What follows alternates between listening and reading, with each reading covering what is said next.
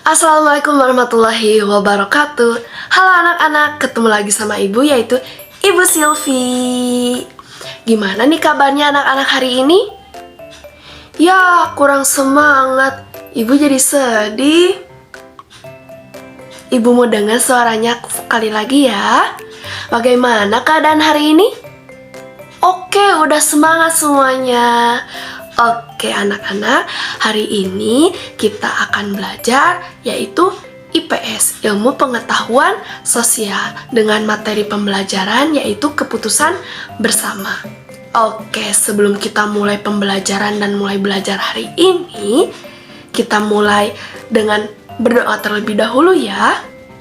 Sebelum mulai pembelajaran, mari kita berdoa dimulai. Selesai? Setelah kita selesai berdoa, apakah anak-anak sudah siap untuk belajar? Ibu mau dengar nih suaranya. Apakah anak-anak sudah siap untuk belajar? Oke, are you ready? Ready! Mari anak-anak kita mulai ke materi pembelajaran hari ini.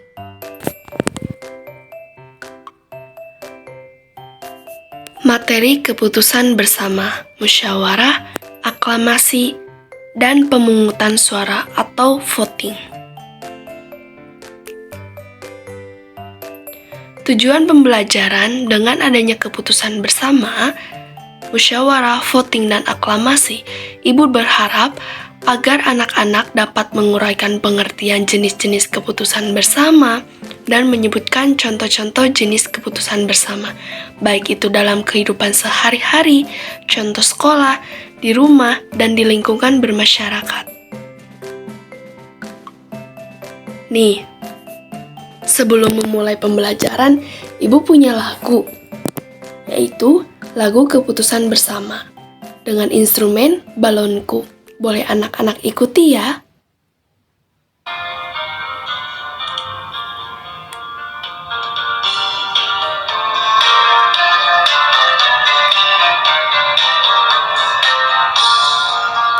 Jika ada masalah yang membuatmu resah, maka selesaikanlah dengan bermusyawarah.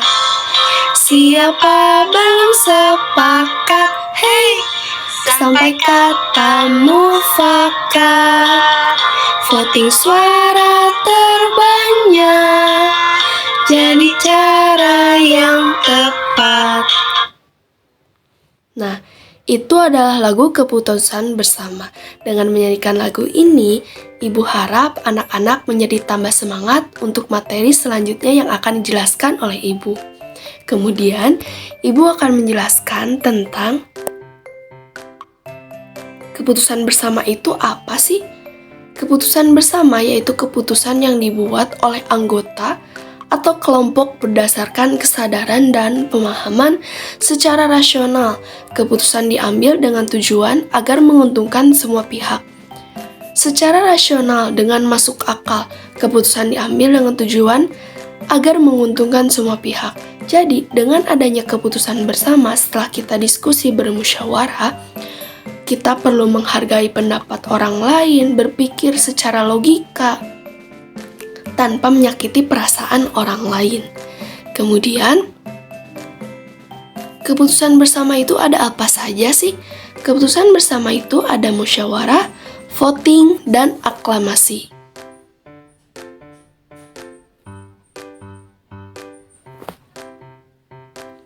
Yang pertama, Ibu akan jelaskan tentang musyawarah. Musyawarah itu apa sih? Musyawarah merupakan suatu sistem pengambilan keputusan yang melibatkan banyak orang dengan mengakomodasi semua kepentingan sehingga tercipta suatu keputusan yang disepakati bersama. Dengan musyawarah untuk mencapai mufakat, keputusan melibatkan banyak orang. Musyawarah ini tidak bisa hanya individu, tapi musyawarah ini bisa dilakukan di rumah, di sekolah, dan di lingkungan masyarakat. Dengan banyak orang yang terlibat, kemudian pendapat yang berbagai macam dan beraneka ragam, kita bisa menyimpulkan keputusan yang disepakati bersama, sehingga terciptanya musyawarah. Contoh musyawarah yang pertama itu melakukan diskusi kelompok untuk menyelesaikan tugas. Diskusi kelompok contoh di sekolah, seperti ibu memberikan tugas kepada anak-anak diskusi dengan kelompoknya, maka anak-anak akan melakukan musyawarah. Dengan diskusi itu, anak-anak telah melakukan yang namanya musyawarah. Kemudian yang kedua, memilih ketua OSIS dan ketua kelas. Memilih ketua OSIS dan ketua kelas itu perlu dilakukannya musyawarah, baik itu secara kelas maupun secara keseluruhan di lingkungan sekolah. Bagaimana caranya? Pemilihan ketua OSIS saat pemaparan visi dan misi ketua OSIS.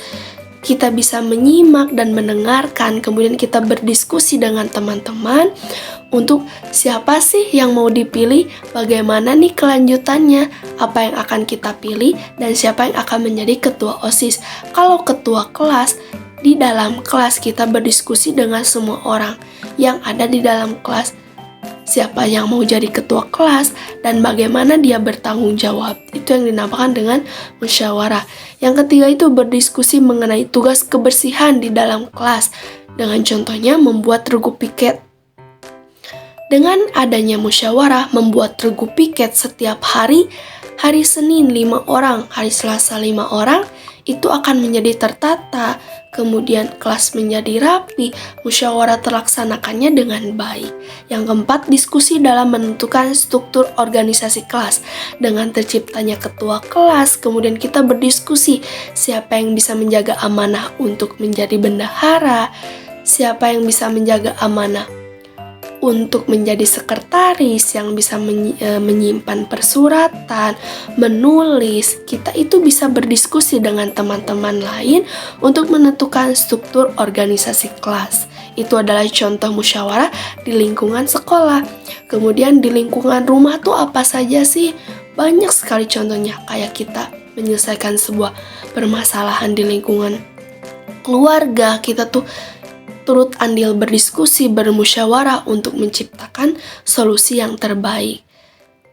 Contoh pertemanan, diskusi itu kayak gimana? Cara kita mengerjakan tugas itu dimaksud dengan musyawarah di lingkungan pertemanan juga dan di lingkungan masyarakat. Ikut kerja bakti itu bermusyawarah juga. Dengan menentukan siapa yang kerja bakti hari ini, kemudian siapa yang selanjutnya, itu dilakukannya musyawarah. Yang kedua itu voting atau pemungutan suara.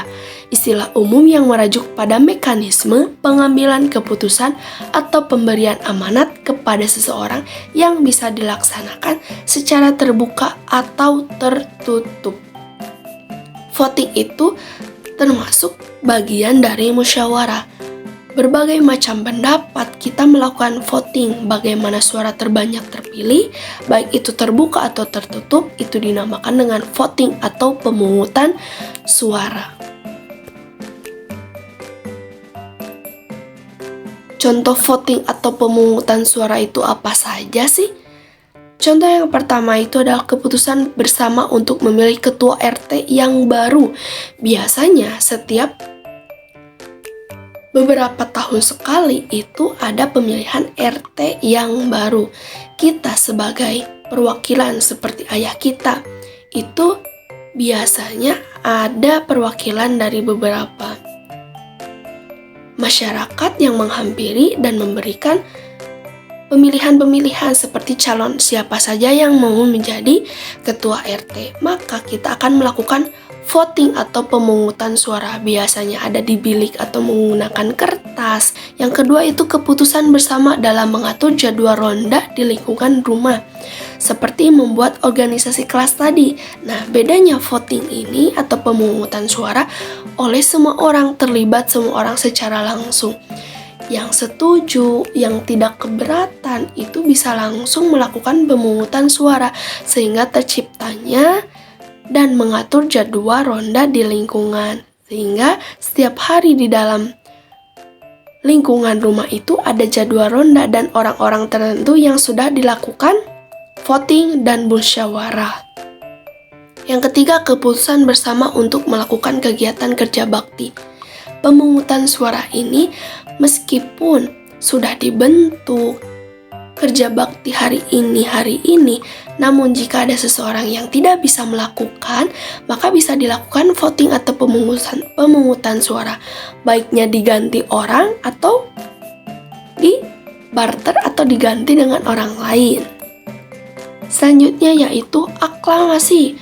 Aklamasi itu pertemuan maupun pemilihan umum dalam bentuk penegasan dengan seseorang dengan tepuk tangan, sorak-sorai, atau pekikan penghargaan lain dinyatakan terpilih. Cara paling cepat dalam mengambil suatu keputusan bersama.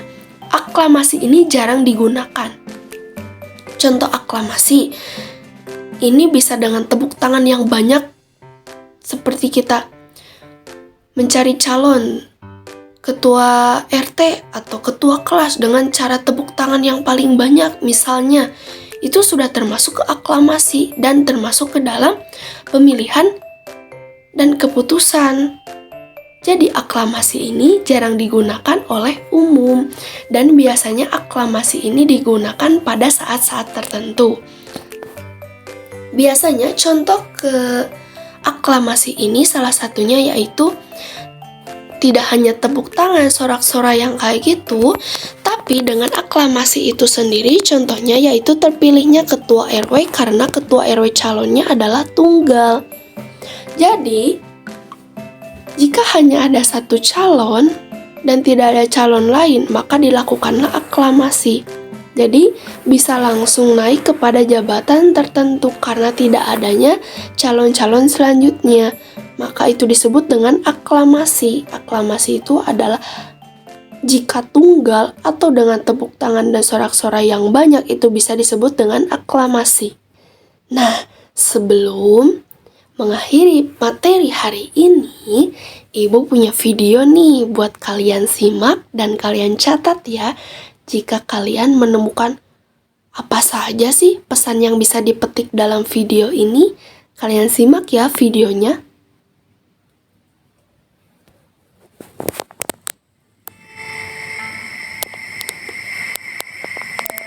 Menurut Ibu, sebaiknya kita beli motor, Pak. Lokasi proyek Bapak kan sekarang jauh-jauh.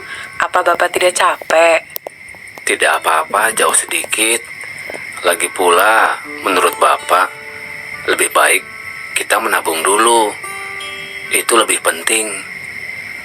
Harga motor baru mahal. Kita sebenarnya belum mampu. Iya, Ibu tahu, menabung memang penting. Tapi motor juga penting, Pak.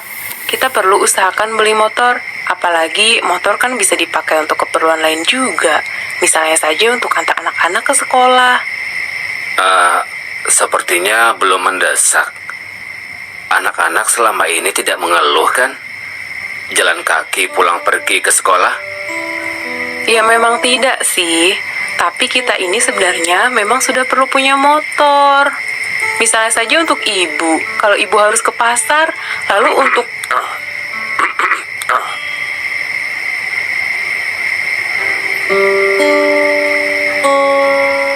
Kita lanjutkan saja diskusinya nanti ya, Bu. Kalau anak-anak sudah tidur.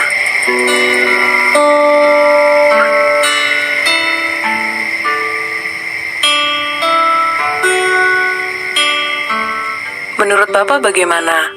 Apa kita izinkan minum es tong-tong besok? Terlalu sering minum es kan tidak sehat. Lagi pula, boros sekali kalau kita izinkan membeli es tong-tong setiap hari.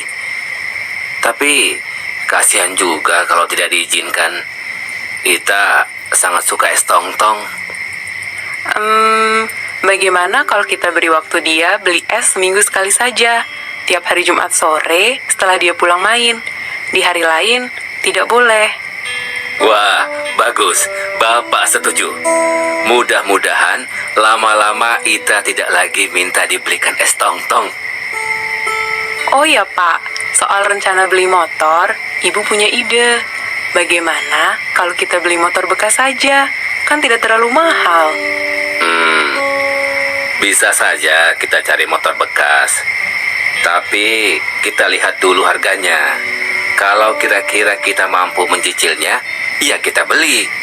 Tapi kalau tidak, Bapak pikir lebih baik kita menabung dulu sampai tabungan kita cukup. Ibu setuju.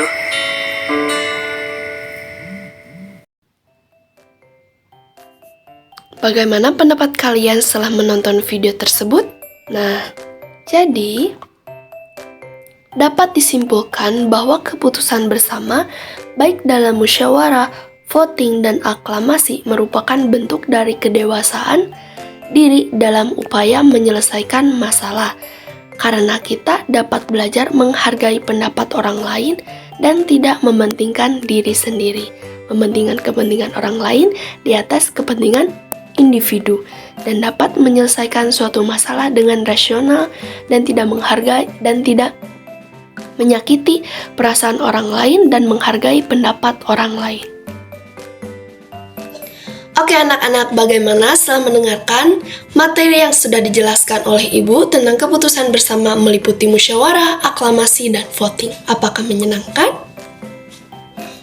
Oke anak-anak, selanjutnya Ibu mempunyai lembar kerja kelompok. Jadi, anak-anak, setelah Ibu memberikan lembar kerja kelompok yang terdiri dari 3, yang pertama itu tentang musyawarah, aklamasi, dan voting, akan dibentuk menjadi 3 kelompok besar. Yang pertama itu ada kelompok musyawarah, kelompok voting, dan kelompok aklamasi. Silakan berdiskusi dan selamat mengerjakan anak-anak.